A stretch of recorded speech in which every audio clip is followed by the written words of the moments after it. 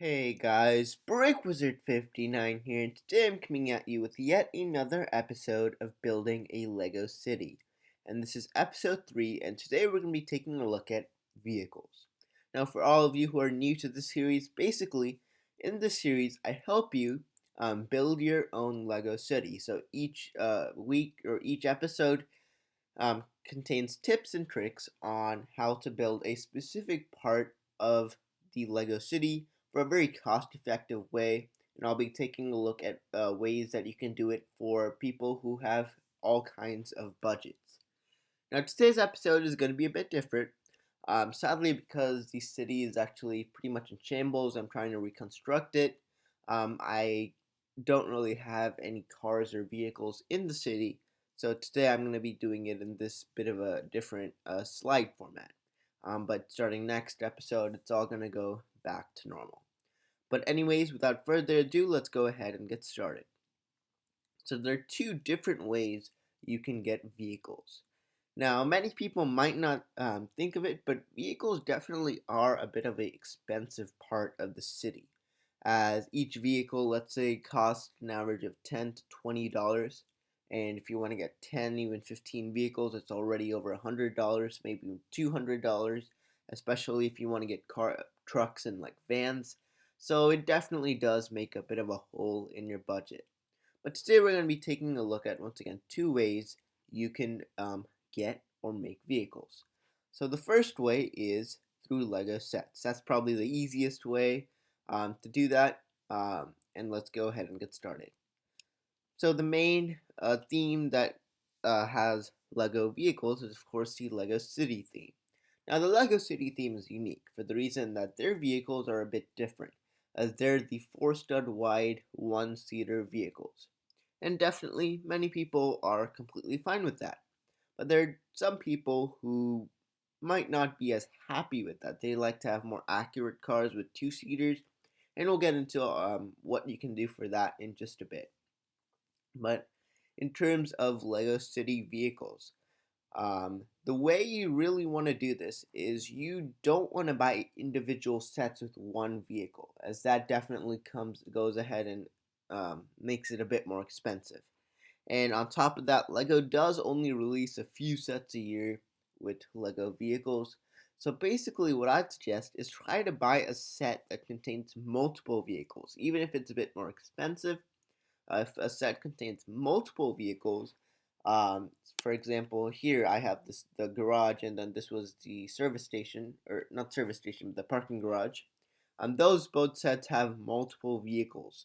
They're a bit more expensive sets, but they have multiple vehicles, and therefore you get a bit of a better value. So you definitely want to try to get sets like that. And sometimes they do release those like $10 sets with one car. Those work too, but again, if you those do definitely work, and you can go ahead and do that as well.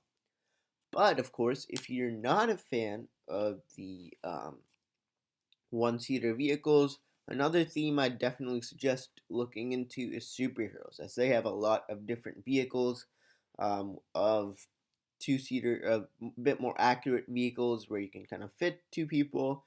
They're a bit lighter and a bit more accurate. But the only problem with this is it's a bit more expensive, as superhero sets cost an average of like $40 to $50 each at least. So getting vehicles in those sets, it's still definitely quite a bit more expensive. So basically, if you have a decent sized budget and don't really have time to go custom, I would definitely, then you can go ahead and buy vehicles from either City or some of these other themes like superheroes. But if you do have the time to get to make custom cars, which is definitely the cheaper way to go, I would definitely suggest that.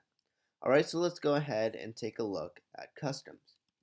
So there are a variety of custom cars. Now the good part about custom cars is that you can actually choose what style car you want. So here's just a few examples from a few different spots. I have the little thing in the here on the bottom telling you where each picture is from. So basically you could see, for example, here on jangbricks.com, he has made the Lego City styled cars. And the good part about this is this is variety in the city, which is really good.